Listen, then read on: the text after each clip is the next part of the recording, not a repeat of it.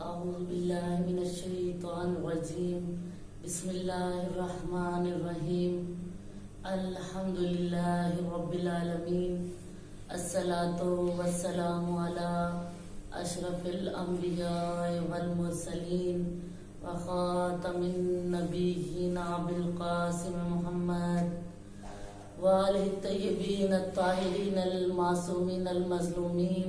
أما بعد فقد قال رسول اللہ صلی اللہ علیہ وآلہ وسلم خدیجہ خیر النساء العالمین. ہمیشہ کی طرح سب سے پہلے تمام حمد و ثنا اس خداوند متعال کے لیے کہ جس کی قبضہ قدرت میں ہماری جانیں ہیں. وہ عظیم پروردگار کہ جو اپنے بندوں پر بہت زیادہ رحم کرنے والا ہے اور ہماری ہدایت کے لیے اس نے 1,24,000 انبیاء کو بھیجا. کوئی بھی بستی، کوئی بھی خطہ، کوئی بھی قریہ، کوئی بھی شہر ایسا نہیں ہے جہاں اس نے اپنا ہادی نہ بھیجا ہو. ہر جگہ پر اپنا ہادی بھیجا، ہر قوم کے لیے ہادی بھیجا تاکہ بروز محشر کوئی بھی میرا بندہ مجھ سے یہ شکایت نہ کرے کہ یا بار الہ تو نے ہمارے لیے تو کوئی ہادی نہیں بھیجا تھا. ہم کسی گاؤں میں رہتے تھے، ہم کسی بازار میں رہتے تھے، ہم کسی ایسی گمنام بستی میں رہتے تھے، ہمارے پاس کوئی ہادی نہیں تھا. اللہ نے ہر دور میں ایک ہادی بھیجا، ہر قوم کے لیے ہادی بھیجا.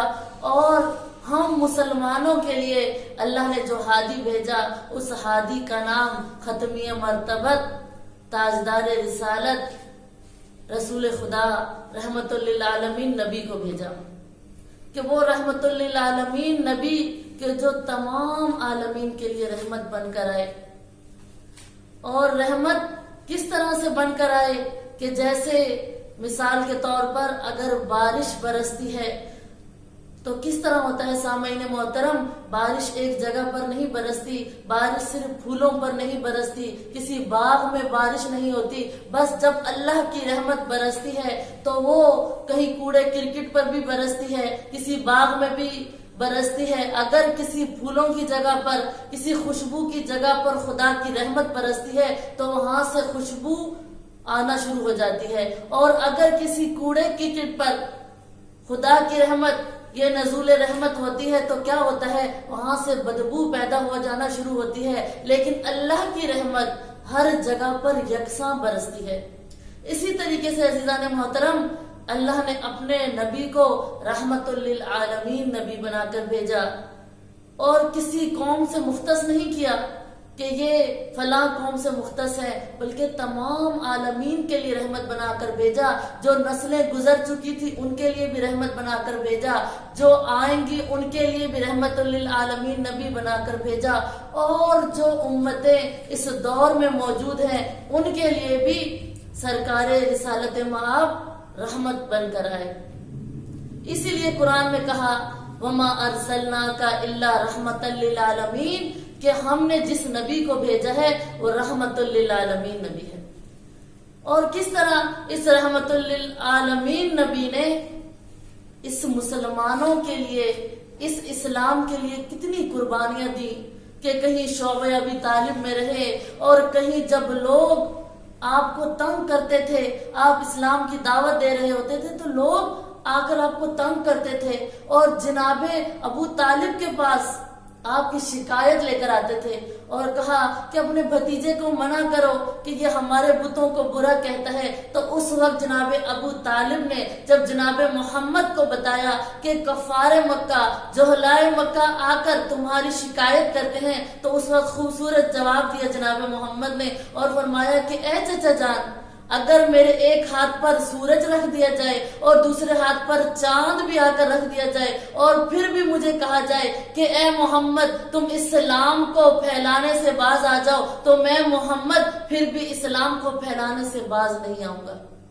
وہ نبی کہ جس نے ہر دور میں اسلام کے لیے قربانیاں دی، کہ کیسا گھرانہ ہے محمد آل محمد کا کہ جس نے ہر دور میں پنجتن پاک نے اللہ کے دین کی خدمت کی ہے. اگر تاریخ اسلام کو اٹھا کر دیکھا جائے سب سے زیادہ قربانیاں جو دی ہیں وہ اس محمد آل محمد کے گھرانے نے دی ہیں. کہ کس طرح سے عزیزان محترم کہ میں نے اپنے پہلے درس میں بھی اس چیز کو بیان کیا تھا کہ جب بھی کسی چیز کے لیے آگے بڑھانا ہو، کسی بھی تنظیم کو چلانا ہو، کسی بھی تحریک کو آگے بڑھانا ہو تو اس کے لیے دو چیزوں کی ضرورت ہوتی ہے. ایک مالی قوت اور ایک ہے افرادی قوت. کہ جس کے پاس اگر صرف مالی قوت ہو تو بھی اگر وہ تحریک کو چلانا چاہے تو تحریک نہیں چل سکتی، اور اگر کسی کے پاس افرادی قوت ہو اور چاہے کہ میں کسی تنظیم کو چلا لوں گا تو تب بھی کہا کہ وہ قوت، وہ تنظیم آگے نہیں چل سکتی، وہ تحریک آگے نہیں چل سکتی. اب جس کے پاس دونوں قوتیں ہوں گی، جس کے پاس مالی قوت بھی ہو، جس کے پاس افرادی قوت بھی ہو، تو پھر وہ تنظیم بہترین انداز سے چل سکتی ہے. تو عزیزان محترم، اسلام ایک ایسی تحریک تھی، ایک ایسی تنظیم تھی کہ جس کو جناب محمد لے کر چلے، اور جب چلے تو کوئی ساتھ نہیں تھا، ان کا ساتھ دینے والا کوئی نہیں تھا. وہ یتیم عبداللہ کے نام سے جانے جاتے تھے. ان کے کردار پر لوگ کہتے تھے کہ یہ صادق و امین ہے، لیکن کوئی بھی دعوت اسلام کو قبول نہیں کرتا تھا. اور جناب محمد اس قافلہ بشریت کو اکیلے لے کر چلے، اور جب چلے تو لوگ دیکھ رہے تھے کہ یہ صادق بھی ہیں، یہ امین بھی ہیں، لیکن ان کے پاس دولت نہیں ہے، ان کے پاس مال نہیں ہے. تو اس وقت جناب خدیجہ الکبریٰ نے اپنا مال جناب محمد پر نچھاور کر دیا. کس طرح سے نچھاور کر دیا کہ یہ ملیکۃ العرب بی بی کہ جب جناب محمد لوگوں کو دعوت اسلام دیتے تھے اور لوگوں سے آ کر کہتے تھے کہ تم اسلام کو قبول کر لو، تو لوگ کہتے تھے کہ اے محمد تمہارے پاس ہم آ جائیں گے، یہ سردار مکہ، یہ کفار مکہ بہت امیر ہیں، یہ ہمارے گھروں میں مال پہنچاتے ہیں، ہمارے گھروں میں راشن دیتے ہیں، ہم تمہارے اسلام کو قبول کر لیں گے، یہ ہم سے مال و دولت چھین لیں گے، ہم سے ہمارے گھروں کو واپس لے لیں گے، ہمارے بیوی بچے بھوکے مریں گے. اے محمد تم اپنے دین کو خود سنبھال کے رکھو، ہم تمہارے اسلام کو، ہم تمہاری دعوت اسلام کو قبول نہیں کریں گے. تو اس وقت جناب محمد کی اگر کسی نے مالی حوالے سے مدد کی تو وہ ہے خدیجہ الکبریٰ، کہ ایسی خاتون کہ جن کو ایک لقب طاہرہ دیا گیا.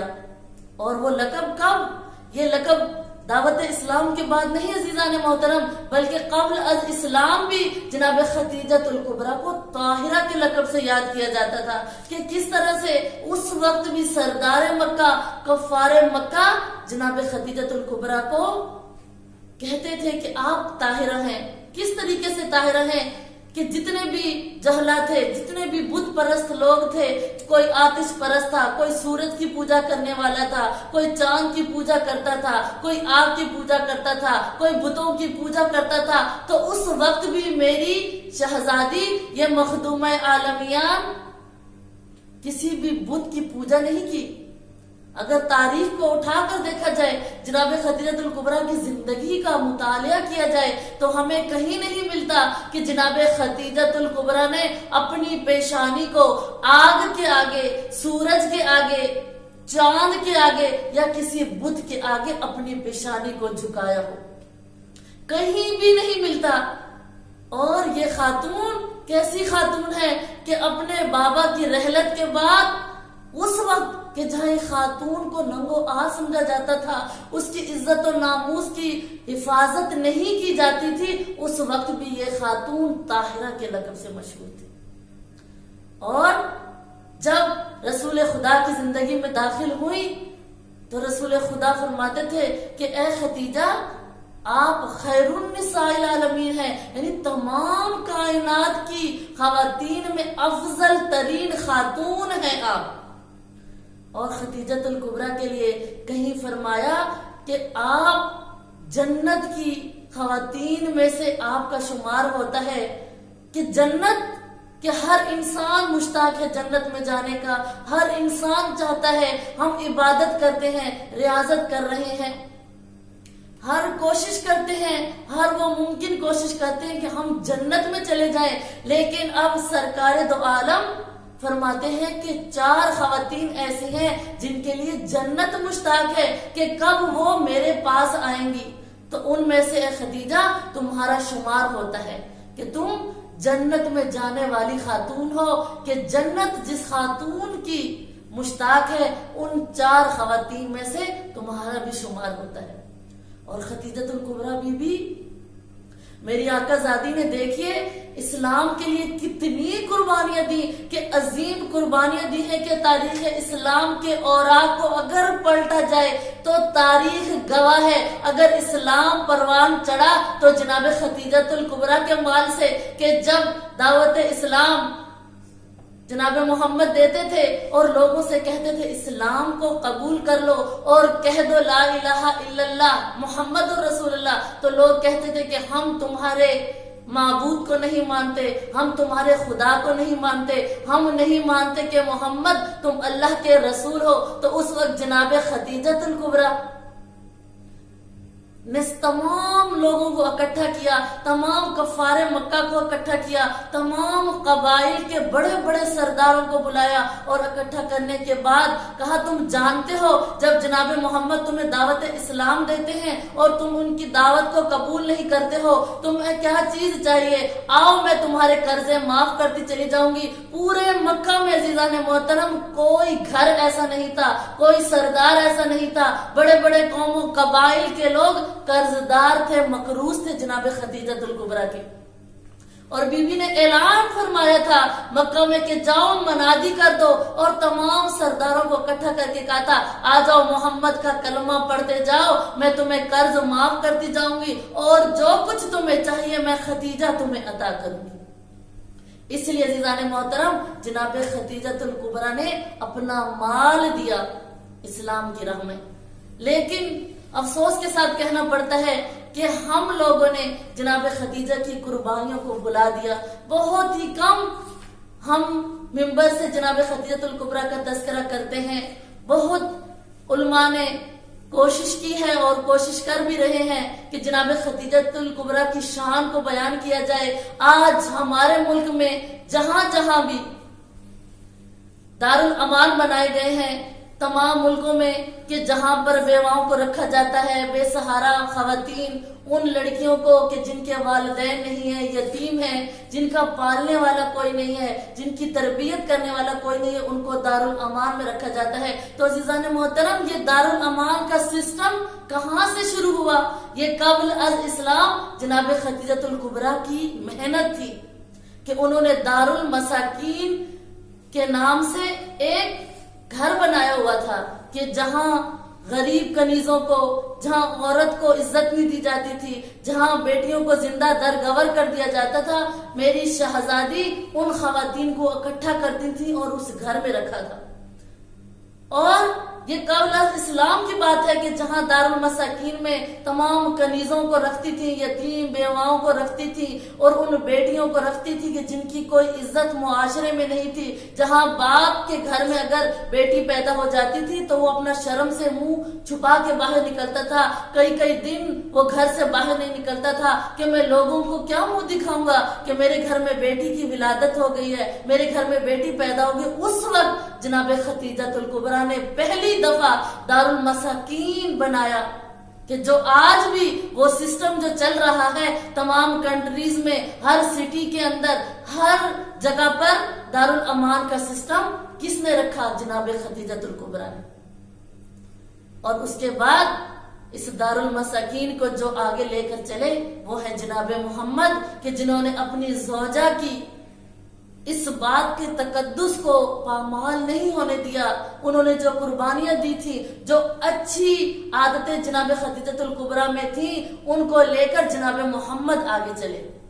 یہ ہے جناب خدیجۃ الکبریٰ کی شان کہ جنہوں نے خواتین کے لیے بہت کام کیا اور ایک مقام دیا، ایک منزلت تک پہنچایا، ایک عروج تک پہنچایا خاتون کو، اور بتایا کہ ایک خاتون اگر چاہے تو وہ ایک مقام حاصل کر سکتی ہے. اگر وہ خاتون کوشش کرنا چاہے تو میں خدیجہ جس نے محمد کی کا ساتھ دیا ہے. میں سب سے پہلی وہ خاتون ہوں کہ جو محمد پر ایمان لائی. اس وقت کے جو لوگ جناب محمد کی تکذیب کر رہے تھے، اس وقت میں نے محمد کی تکذیب کی تصدیق کی ہے، اور اس کے بعد کہا کہ جب کوئی بھی اسلام نہیں لاتا تھا، جب لوگ یتیم عبداللہ کے نام سے محمد کو پکارتے تھے، اس وقت میں نے اپنا مال اسلام کے لیے، محمد کے لیے قربان کر دیا.